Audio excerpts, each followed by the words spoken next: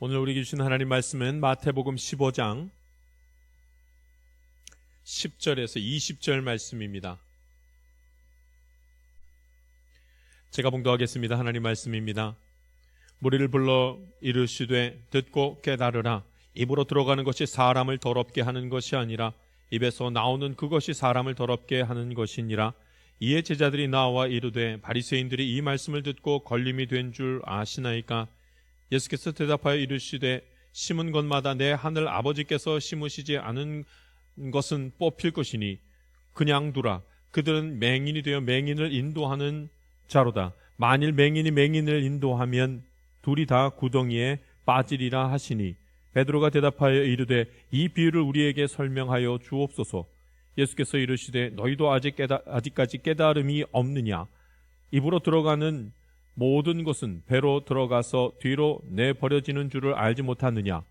입에서 나오는 것들은 마음에서 나오나니 이것이야말로 사람을 더럽게 하느니라. 마음에서 나오는 것은 악한 생각과 살인과 간음과 음란과 도둑질과 거짓 증언과 비방이니 이런 것들이 사람을 더럽게 하는 것이요 씻지 않은 손으로 먹는 것은 사람을 더럽게 하지 못하느니라. 아멘. 마태복음 15장 10절에서 20절 말씀입니다. 사람이 무엇으로 정결하게 되는가? 사람이 무엇으로 정결하게 되는가? 라는 제목으로 함께 주의 말씀 나누겠습니다. 정결케 되는 것은 하나님의 말씀이 내 마음 가운데 임하게 될 때 정결하게 되는 줄 믿습니다.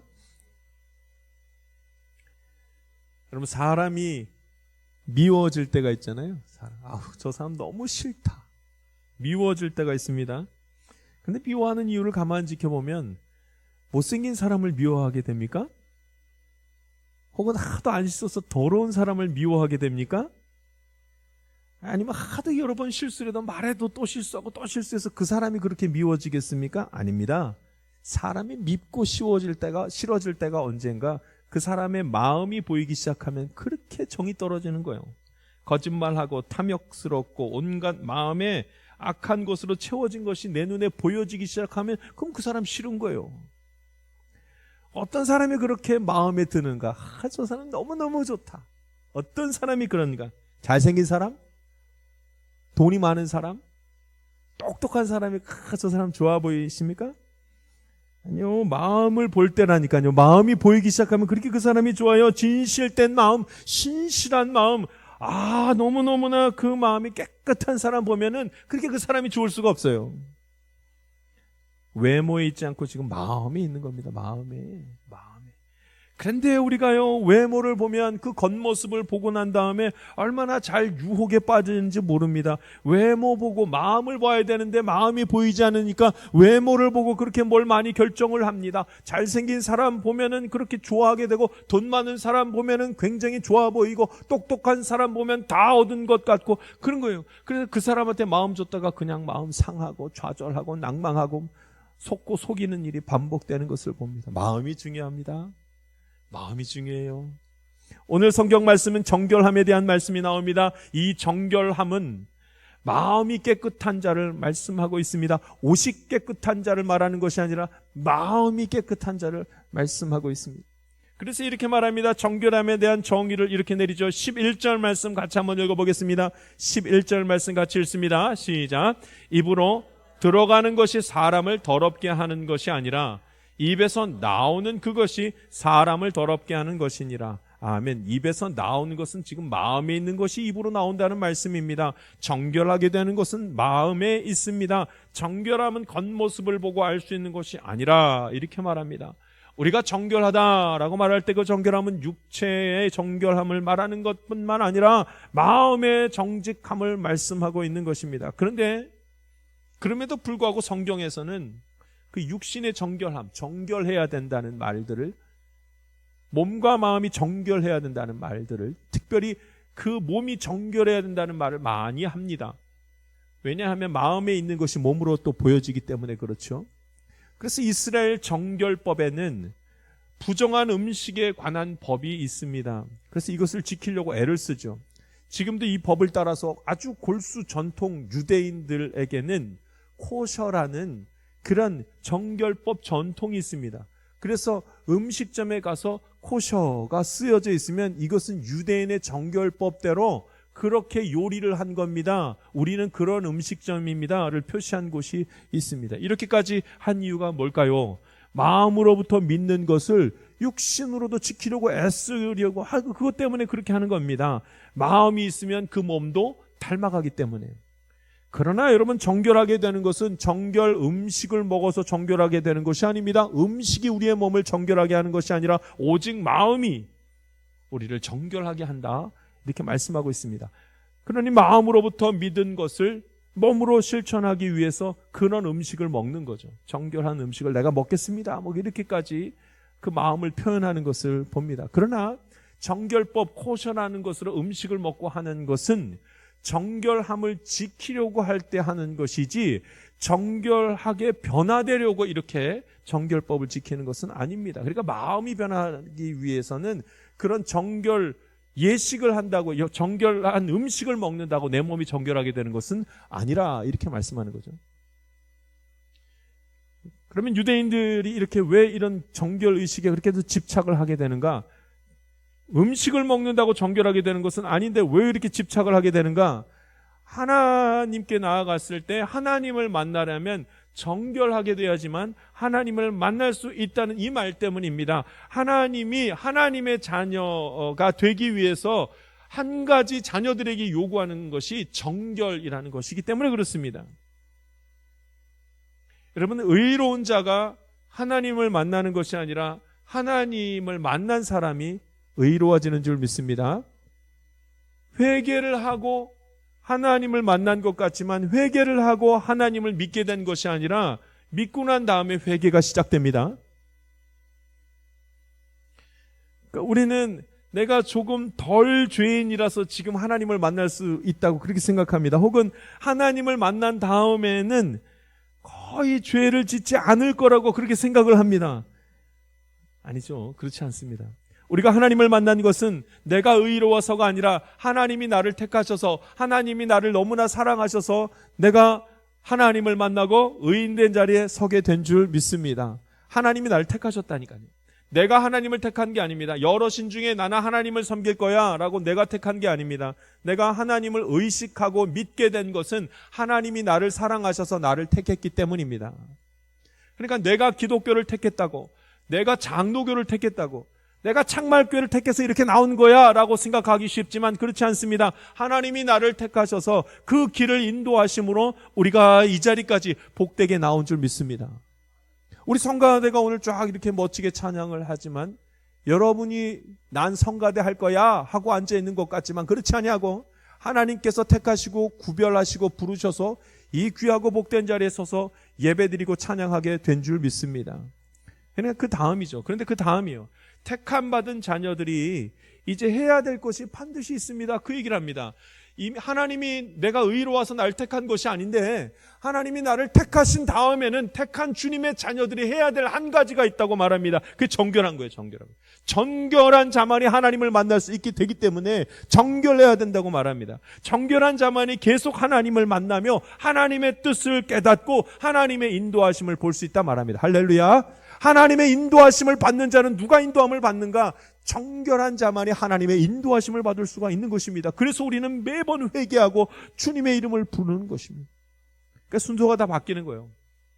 하나님이 나를 택하셔서 부르신 다음에 하나님 꼭 보여주시는 건 죄인됨을 알게 하셔서 회개해야만 한다 말씀하시고 의로워져야만 한다고 말씀하시고 정결해야만 한다고 말씀하십니다. 왜냐하면 예수님의 피로 정결케 된 자만이 하나님을 만나는 자리, 하나님의 인도하심을 받는 자리에 가기 때문에 그렇습니다. 그래서 이스라엘 백성들이 하나님의 자녀로서 구약시대부터 지켜왔던 모습들 중에 하나가 무엇인가? 정결 예식이었습니다. 그 정결 예식 중에 첫 번째, 그건 율법입니다. 율법을 하나님께서 딱 제정해 주시고 그 율법으로 죄를 깨닫게 하시는 거예요. 율법을 지키라. 그런데 그 율법을 못 지켜요. 아하, 내가 죄인이구나. 이걸 알게 하십니다. 그래서 율법은 죄를 깨닫게 하고 하나님 말씀에 순종할 수 있도록 돕는 역할을 한 겁니다. 그러면 정말로 정결하게 되는 건 어떻게 하는 것인가? 제사였습니다. 제사. 그래서 제사를 드립니다. 죄를 인정하는 자는 전부 다 제사를 드리게 되었습니다. 짐승의 피로 말미암아서 그 피로 힘입어서 내 죄를 지으면 죽을 수밖에 없는데 그 죄가 사함을 받는, 그래서 다시 살아나는 귀한 역사, 특별한 의식을 했던 겁니다. 짐승의 생명이 나의 생명을 대신했다는 말씀이죠. 짐승의 이 죽음으로써 내 죄가 사함을 받는 이 귀한 복된 과정, 이것이 정결 예식입니다. 이렇게 제사, 하나님을 만나기 위해서는 반드시 죄 사함의 과정이 필요했습니다. 피가 필요했죠. 그 다음에는 신약으로 넘어와서는 이제 우리 예배 드릴 때마다 짐승을 잡을 수가 없잖아요. 그것으로는 되지가 않아서 이제 예수님의 보혈로, 예수님의 거룩한 피, 보혈로 정결하게 되는 그런 시간들을 하나님이 허락하셨습니다. 그래서 회개하는 자는 정결케 되리라 말씀하셨습니다. 오늘 저와 여러분이 예배 드리는 가운데에 하나님 앞에 죄에 대한 고백이 있음으로 말미암아, 회개함으로 말미암아 주님 만나고 하나님의 인도하심을 보게 될 줄 믿습니다. 내가 왜 인도하심을 못 받는가? 여러분, 회개의 자리에 제대로 나아가지 못하면 하나님의 인도하심을 볼 수가 없습니다. 그러나 회개하는 자리에 전심으로 나아가면 하나님의 자녀는 모두 하나님을 만나는 은혜 가운데 주님 열어주시는 길을 보게 되는 것입니다. 할렐루야. 그래, 정결해야만 하는 거예요. 사실은 여러분, 정결하게 되는 방법을 한 가지로 하나님께서 이미 말씀하셨죠. 율법 지켜라, 그러면 정결하게 되리라. 그런데 여러분, 율법을 지키는 사람이 없더라고요. 아무도 없더라고요. 그래서 그저 죄인인 것만 확인하는 시간들 같습니다. 율법을 다 지키면 정결하게 될 텐데 정결할 수가 없는 거예요. 성경을 읽는 대로 순종하면 될 텐데 순종을 다 할 수가 없는 거예요. 아멘 하겠습니다 한데 뒤돌아서서 다른 것을 하고 있는 내 모습을 보게 됩니다. 우리가 스스로 제일 많이 알게 되는 것, 여러분, 은혜 받으면 깨닫게 되는 것은 죄인이라는 사실입니다. 주님, 내가 죄인입니다. 내가 나 스스로 나를 바라볼 때 내가 얼마나 죄인인지 모릅니다. 성경에 그래서 마음속에 들어있는 것을, 죄인된 마음에 들어있는, 그 마음에 들어있는 것이 무엇이냐고 말하냐면 19절과 20절 말씀에 이렇게 말합니다. 우리 19절과 20절 말씀, 마음에 있는 것이 어떠한지를 우리 함께 보도록 하겠습니다. 19절 20절 말씀 같이 읽겠습니다. 읽습니다. 시작. 마음에서 나오는 것은 악한 생각과 살인과 간음과 음란과 도둑질과 거짓 증언과 비방이니 이런 것들이 사람을 더럽게 하는 것이요 씻지 않는 손으로 먹는 것은 사람을 더럽게 하지 못하느니라. 아멘. 우리 가운데 마음속에 가득한 것을 지금 설명하고 있습니다. 악한 생각과 살인과 간음과 음란과 도둑질과 거짓 증언과 비방이니, 여러분, 우리 중에 누구도 한 가지만 이것을 갖고 있는 것이 아니라 여러 가지가 복합적으로 이 안에 들어있는 것입니다. 그러니까 안 되는 거예요. 그 죄인인 것을 자꾸 확인합니다. 여러분, 이 마음속에 이런 것이 권세를 가지고 우리를 붙들고 있기 때문에 율법을 지키고 살아갈 수가 없습니다. 마음에 더러운 것에 아주 그 힘들고 악한 생각이 얼마나 힘이 있는지 나를 누르고 올라오기 때문에 율법을 지키면서 살아가는 것이 불가능하다, 이렇게 말합니다. 안 되는 겁니다. 그러면 인간이 무엇으로 정결하게 되는가? 예수님은 인간이 스스로 정결하게 될 수 없다고 말씀하십니다. 안 된다는 거예요. 스스로는 할 수가 없다. 예수님과 예수님의 제자들이 손을 씻지 않고 떡을 먹었습니다. 정결법을 어겼습니다. 장로들의 전통으로 세워진 정결법을 어겨버렸습니다. 왜 어겼을까요? 왜 제자들과 예수님의 제자들이 손을 씻지 않고 떡을 먹었을까요? 이거는 정결법에서 가장 기본이 되는 정결법 중에 하나인데, 여러분, 이스라엘 백성들의 정결법은요 얼마나 복잡하고 다양한지 다 기억도 할 수 없습니다. 그런데 오늘 여기에 나와 있는 이 예수님과 예수님의 제자들이 손을 씻지 않고 떡을 먹었다는 그 정결법을 어기는 이 정결법은 기본 중에 기본이 되는 정결법입니다. 이것을 왜 어겼을까요? 배가 고팠으니까. 너무 배가 고팠던 거예요. 손 씻을 겨를도 없이 배가 너무 고파서 먹어야만 했던 거예요. 배가 고프니까 손 씻을 새도 없이 먹어버렸죠. 무슨 얘기입니까? 여러분, 인간은 배가 고프면 정결법이 생각이 안 납니다. 먹고 싶지. 빨리 먹고 싶지. 바리새인과 서기관들이 예수님과 예수님의 제자들을 비난하면서 어떻게 손도 씻지 않고 떡을 먹습니까? 라고 지적할 수 있었던 것은 그들도 그렇게 손을 씻지 않고 떡을 먹은 적이 많았기 때문에, 흔한 일이기 때문에 그것이 눈에 금방 보였던 것입니다. 인간 중에 여러분, 손 씻고 밥 먹는 걸 모르는 사람이 누가 있겠습니까? 그러나 항상 손을 씻고 밥 먹는 것이 쉽지 않다는 것은 저와 여러분이 잘 알고 있습니다. 인간은 스스로 정결해질 수가 없습니다. 그런데 여러분, 그 인간이 무엇으로 더러워진다고 지금 생각하는 겁니까? 손을 씻지 않고 떡을 먹어서 사람이 더러워진다고 생각합니까? 손을 씻지 않고 떡을 먹어서 그 떡 때문에 내 몸이 더 정결해지지 않는다고 생각하는 것입니까? 손을 씻지 않고 떡을 먹어서 우리가 더 이상 하나님을 만날 수 없게 되었다고 생각하는 것입니까? 우리가 손을 씻지 않고 떡을 먹은 그것 때문에 죄가 우리 가운데 뒤덮여서 하나님을 만나지 못한다고 그렇게 정말로 생각하는 것입니까? 아니지 않죠. 그거 아니지 않습니까? 그것이 아니라 마음속에 더러운 것이 너무나 많이 들어있어서 악한 생각과 살인과 간음과 음란과 도둑질과 거짓 증언과 비방과 같은 수많은 권세를, 죄의 권세가 있는 그것들이 내 안에 있으므로 하나님을 못 만나는 것이 아니겠습니까? 그래, 못 만난다는 거예요. 인간은 죄를 지을 때 하나님 생각 안 합니다. 인간은 죄를 지을 때 하나님 생각 안 합니다. 하나님을 피하고 죄에만 집중하고 세상에만 집중하게 됩니다. 안 합니다. 하나님의 자녀가 그 은혜로우신 하나님을 떠날 때가 언젠가, 죄 짓고 싶을 때는 하나님 떠납니다. 죄를 짓고 싶어서 죽겠을 때에는 죄가 너무나 나의 마음속에서 역사하여서 죄 가운데 거해서 그 안에 눌러 앉아 있을 때에는 그때는 하나님을 떠나버립니다. 마음입니다. 그래서 정결케 되는 것은 무엇인가? 마음의 핵심입니다. 마음을 정결하게 해야 됩니다. 마음을 정결하게 하는 것이 무엇인가? 예수 그리스도를 믿는 믿음입니다. 할렐루야. 예수 그리스도를 믿는 믿음으로, 오직 하나님의 말씀으로. 여러분, 성경에서는 예수 그리스도가 곧 말씀 아닙니까? 말씀을 내 안에 담음으로, 예수 그리스도를 믿음으로 말미암아 정결케 되리라. 마음의 말씀을 담음으로 정결케 되리라 말씀하셨습니다. 할렐루야. 마음속에 있는 수많은 것들, 음란과 도둑질과 거짓 증언과 비방과 악한 생각과 살인과 같은 이 엄청난 일들을 내어쫓을 수 있는 것, 마음에서부터 내어쫓을 수 있는 것은 하나님의 말씀이 들어갈 때 내어쫓을 수 있는 것입니다. 할렐루야. 그래서 말씀을 담는 것이 그 무엇보다도 중요합니다. 이것은 내가 할 수 있는 영역이 아닙니다. 우리 중에 그 어느 누구도 내 속에 있는 마음을 본 적이 없고 마음속에 뭐가 들어있는지 눈으로 본 적이 아무도 없습니다. 그래서 우리는 스스로 말하기를 나도 내가 누군지 모르겠다는 표현을 합니다. 왜냐하면 마음속에 뭐가 들어있는지 나도 잘 모르기 때문에. 그런데 그 마음속에 들어있는 것을 정결하게 바꿀 수 있는 것은 오직 말씀, 하나님의 말씀을 담을 때에 그 말씀의 역사로 말미암아 하나님이 나를 도우시고 그 악한 자리에서부터 벗어나게 하는 줄 믿습니다. 그래서 여러분, 자신감과 확신은 완전히 다른 것입니다. 제가 세미나를 한 곳에 다녀왔는데 한 목사님께서 세미나 하기 전에 설교를 하셨습니다. 베드로가 부활하신 예수님을 만나서 그 삶이 완전히 변화됐습니다라는 말씀을 쭉 나누셨습니다. 믿음의 확신을 가지고 전도자로서의 삶을 베드로가 살아갔습니다. 하나님, 예수님 만나는 것이 그렇게 중요합니다. 예수님 만나면 변화됩니다.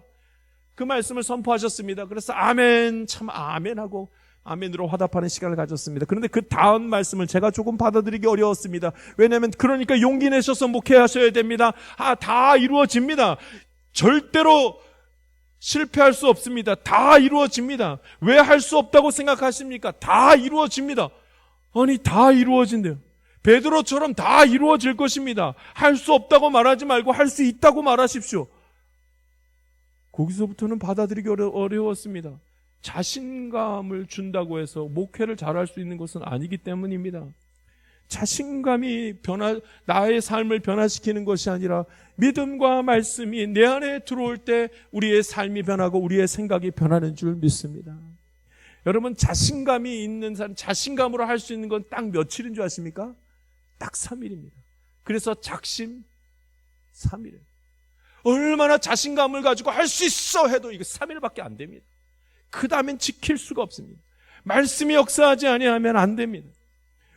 여러분, 자신감은요, 말씀으로 얻을 수 있는 것이 뿐만이 아닙니다. 자신감은 누가 와 잘했습니다 하면 그 사람 자신감이 생깁니다. 말씀으로만 자신감이 생기는 것이 아닙니다. 그러나 믿음은 오직 말씀으로 생기는 줄 믿습니다. 저와 여러분이 하나님 앞에 세상 가운데 담대하게 설 수 있는 방법은 자신감을 갖는 그것이 아니라 하나님의 말씀이 내 안에 들어올 때 역사하게 되는 줄 믿습니다. 왜냐하면 여러분, 우리의 마음속에 있는 것이 그렇게 호락호락한 것이 아니기 때문에 그렇습니다. 내 마음속에서 나오는 것은 악한 생각과 살인과 간음과 음란과 도둑질과 거짓 증언과 비방과 같은, 너무나 힘이 있어서 같이 모여서 앉아있기만 해서 다른 사람 비방하고 싶은 유혹에 얼마나 많이 빠집니까?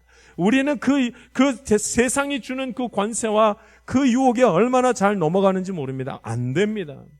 자신감으로 내 속에 있는 것들을 다 바꿀 수 있는 사람이 아무도 없습니다. 자신감이 아니라 하나님의 말씀으로 나의 모든 것이 다 새롭게 되는 귀하고 복된 일들이 나타나는 것입니다. 오직 하나님의 말씀이 내 안에 들어와서 역사할 때에만 해결받을 수가 있습니다. 조금 있다가 세미나를 조금 더 듣고 있는데 그 목사님이 로마서 구조에 대한 그 강의를 조금 더 이어나가셨습니다. 그런데 강의를 하시다가 또 중간에 이런 말씀을 하십니다. 왜 교회가 안 될 거라고 생각하십니까? 다 잘 될 겁니다. 왜 이렇게 부정적으로 생각하십니까? 다 잘 될 겁니다. 여러분, 다 잘 되긴요. 다 잘 될 수 없습니다. 하나님의 말씀을 받아들이지 않고 하나님의 말씀을 마음에 담지 않은 목사도 교회도 다 망하게 될 것입니다. 하나님의 말씀을 담고 있지 아니하면 어느 누구도 그 인생 가운데 하나님의 인도하심을 볼 수가 없습니다. 핵심이 그거여야 하지 않습니까? 자신감이 아니라 하나님의 말씀을 담고 있는 것을 다시 한번 우리가 묵상하고 바라보고 생각해야 하는 것입니다. 내 인생이 왜 이렇게 하나님의 인도하심을 받지 못하는가? 마음속에 하도 더러운 것으로 가득 차 있기 때문에 주의 인도하심을 볼 수 있는 힘도 영적인 일들도 없는 것입니다. 목사도 중직자도 모든 성도들도 그래서 성경을 보아야 합니다. 사실 성경을 보는 것만으로는 되지 않습니다. 본 성경의 말씀이 내 안에 들어오는 것이, 마음 안에 들어오는 것이 제일 중요합니다. 그러나 가능성이 있는 것은 말씀을 보아야지만 말씀이 마음에 들어가기 때문에 말씀 봅시다는 얘기를 끊임없이 하는 것입니다. 할렐루야. 옆 사람과 인사하겠습니다. 말씀 봅시다. 여기까지는 서로 눈에 보이는 것을 할 수 있을지 모르지만 여러분, 말씀 본 것이 마음에 들어가야지만 말씀이 내 안에 들어가서 모든 부정적인 생각과 모든 악한 것들을 내어 쫓는 역사를 경험하게 되는 것입니다. 말씀을 마음에 담지 않으면 아무 일도 벌어지지 않습니다. 오늘 성경 말씀은 정결법에 대한 말씀, 마음의 정결에 대한 말씀들이 이어지고 있습니다. 15장 전체가 그런 말씀들로 이어집니다. 그런데 여러분, 이 말씀에 이런 말씀이 있었습니다. 우리 6절 말씀을 한번 읽어보겠습니다. 말씀이 폐하여 버릴지도 모른다는 말씀이 나옵니다. 6절 말씀 같이 읽겠습니다. 15장 6절 말씀 읽습니다. 시작. 그 부모를 공경할 것이 없다 하여 너희의 전통으로 하나님의 말씀을 폐하는도다. 아멘. 너희의 전통으로 마음속에 담아있는 이렇게 하리라 마음먹은 것으로는 하나님의 말씀을 폐하는 것밖에 할 수가 없다. 우리는 인간의 전통으로, 즉 말씀을 잘못 해석해서 지키려고 하는 그것으로는 말씀을 지킬 수, 순종할 수 있는 힘을 얻는 것이 아니라 오히려 말씀을 폐하게 되리라. 말씀이 사라지면 그 어떤 것도 이룰 수 없다, 이렇게 말하는 것입니다. 의로움은 다 사라지게 되고 긍정적인 마음들도 다 사라지게 된다는 말이에요. 말씀이 없으면 거룩하게 보이는 그 어떤 것이라도 다 폐하게 되리라 말씀합니다. 여러분, 이 세상에서 가장 거룩하고 우리 눈에 보기에 가장 아름다운 곳이 어딘 줄 아십니까? 성전입니다. 이 세상에서 가장 거룩하고 가장 아름다운 곳은 성전입니다. 이 세상에 그 어느 세대를 통틀어서 가장 아름답고 가장 거룩했던 성전 하나가 있습니다. 예루살렘 성전입니다. 그런데 여러분, 이 하나님의 말씀으로 세워진 이 예루살렘 성전 지금도 있습니까? 무너졌습니까? 무너졌습니다. 다윗은 그 성전을 너무나도 짓고 싶어서 하나님, 제가 성전 짓겠습니다. 아니라 너는 전쟁을 많이 해서 손에 피가 너무 많이 묻어 있어서 성전을 지을 수가 없으니 성전 지을 준비만 해라. 그래서 대신 하나님은 그의 아들 솔로몬을 통하여서 예루살렘 성전을 짓도록 하였습니다. 얼마나 거룩한 것입니까? 그러나 그 거룩한 성전, 하나님의 말씀을 따라서 그 규빗까지도 정확하게 규격까지도 정해서 만들었던 그 성전, 하나님의 말씀을 따라 지은 그 성전도 다 무너졌습니다. 왜냐하면 세월이 흐르게 되자 사람들의 마음속에, 교인들의 마음속에 하나님의 말씀이 사라지기 시작했기 때문에 성전은 무너지고 말았습니다. 더 이상 하나님을 경외하지 않고 하나님의 말씀을 읽지도 묵상하지도 않게 되자마자 벌어진 일은 성전이 무너지는 것이었습니다. 성전이 무너질까봐 계속해서 하나님의 말씀을 잃어버리고 있는 그들을 향해서, 잊어버리고 있는 그들을 향해서 선지자들이 곳곳에 일어나기 시작했습니다. 하나님의 말씀을 붙들라고 말했습니다. 그러나 백성들은, 이스라엘 백성들은 하나님 말씀 듣지 않고 하나님 말씀을 붙들지 못하고 우상 숭배하는데 더 바빴습니다. 그러자마자 백성들이 주님께로 돌아오지 못하자마자 벌어진 일은 거룩한 성전이 그 자리에서 이방 나라들에 의해서 무너지는 일이었습니다. 눈에 보이는 것이 거룩함의 본질이 아니라는 말씀입니다. 손 씻지 않고 음식을 먹어서 내 몸이 더러워지지 않았다는 말씀입니다. 그 마음에 말씀이 사라지기 시작하면 사람들은 하나님을 잊게 되고 그 다음에는 부정하게 된 것입니다. 이 세상에서 가장 아주 위험한 상태에 있는 사람들이 있죠. 눈에 보기에는 거룩해 보이지만 그 마음이 부정한 사람들, 그 상태에 있는 사람들. 사실은 예수 믿는 사람들 중에서 이런 상태에 놓여 있는 사람들이 가장 자주 그리고 흔하게 그런 상태로 놓여 있게 되는 것을 보게 됩니다. 신앙생활 잘 하는 것 같은데 마음이 좋아 보이는지 알 수 없는 사람들이 있습니다. 아주 오랫동안 대를 이어서 신앙생활 잘한 집안이 있습니다. 그러면 믿음이 좋아서 하나님의 인도하심을 받는 것이 마땅합니다. 그러나 보기에는 좋아 보이는 가정이라 할지라도 그 마음은 어떤지 하나님만 아십니다. 목사나 장로나 권사나 교회에서 사역을 맡은 이들이 조금 더 의롭고 조금 더 믿음이 좋아 보입니다. 보기에는 그래 보입니다. 그러나 가장 위험한 상태입니다. 그 마음이 어떠한지는 아무도 모르기 때문에 그렇습니다. 여러분, 그런 자들, 그런 위험한 상태에 놓여 있는 자들, 겉으로 보기에는 좋아 보이는데 그 속이 어떤지 모르는 상태에 놓여 있는 자들을 향해서 예수님은 이렇게 말씀하십니다. 14절 말씀 같이 한번 읽어보겠습니다. 14절 말씀 같이 읽습니다. 시작. 그냥 두나 그들은 맹인이 되어 맹인을 인도하는 자로다. 만일 맹인이 맹인을 인도하면 둘이 다 구덩이에 빠지리라 하시니. 아멘. 그 벌어질 일입니다. 겉과 속이 다른 사람들, 겉으로는 굉장히 거룩하게 보여서 자기도 자기에게 속아 넘어갈 정도로 거룩한 모습만 갖고 있는 자들을 향해서, 겉과 속이 다른 자들을 향해서 앞으로 나타날 일이 이와 같다고 말합니다. 겉을 보고 따르던 많은 사람들이 함께 구덩이에 빠져들어가게 될 것이라. 어쩌면 한국 교회가 그런 상황에 놓여 있는지도 모르겠습니다. 교회는 아름다운데 거룩하지 못할 수 있습니다. 교인이 많이 있는데 그리스도인이 없을 수도 있습니다. 교회 안에는 사람의 마음을 도대체 알 수 있는 방법이 없기 때문에 다 함께 구덩이에 빠질 가능성도 있는 것입니다. 어쩌면 나의 가정이 그럴지도 모르겠습니다. 믿음이 있는 가정 같은데 거룩하지도 않고 그 마음에 악한 곳으로 가득 차 있다면 오늘 성경의 이름과 같이 맹인이 맹인을 인도하여 구덩이에 빠지는 이 일들이 나의 가정에서도 일어날지도 모른다는 말씀입니다. 마음이 말씀으로 채워지지 않으면, 그 겉과 속이 다르면 오늘 성경에 이루어진 말씀이 저와 여러분에게 저주로 나타날지도 모릅니다.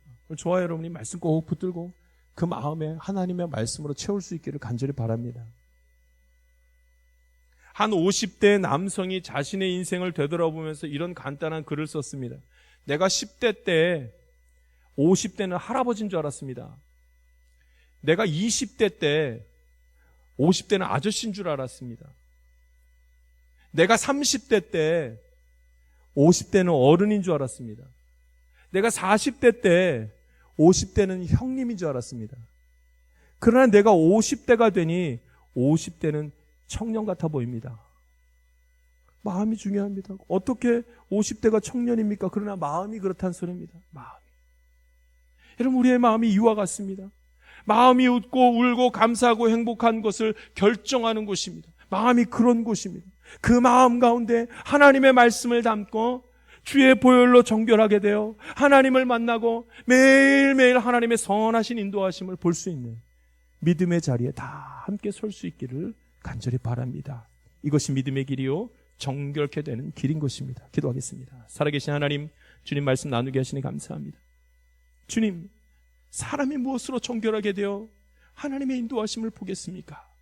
그 마음에 주의 말씀으로 가득 채워 하나님의 선하신 인도하심을 따라 살아가는 믿음의 사람, 믿음의 가정, 믿음의 교회 되게 하여 주시옵소서. 베푸신 은혜 감사드리며 예수님 이름으로 기도하옵나이다. 아멘. 세상 가운데로 나아가는 성도 여러분, 하나님은 나의 마음을 아십니다. 하나님을 섬기기로 정하였는지, 아니면 하나님과 세상을 겸하여 섬기려고 하는지, 아니면 세상만 섬기기로 작정했는지 다 알고 계십니다. 그 마음이 하나님께 서지 못한 자는 하나님을 이용하여 자신의 유익을 취하고자 하는 자가 되고 말 것입니다. 그러나 그 마음이 주께로 정해진 자는 온전한 예배를 통하여 하나님의 선하신 인도하심을 곧 보게 될 것입니다. 하나님은 외모가 아니라 그 마음의 중심을 보시는 분입니다. 조금 고되고 조금 의심이 되고 조금 혼란스러운 상황이 찾아와도 오직 주님만 사랑하며 세상 가운데로 나아간다면 그가 나의 오른팔이 되어 그 인생 가운데 역사하시는 것을 경험하게 될 줄 믿습니다. 지금은 우리 구주 예수 그리스도의 은혜와 하나님의 놀라우신 사랑과 성령님의 감동과 교통 충만하시는 종이 나의 마음에 하나님의 말씀을 담고 살아가기를 원하는 주의 귀한 자녀들 가운데 지금부터 영원토록 함께하기를 간절히 축원하옵나이다. 아멘.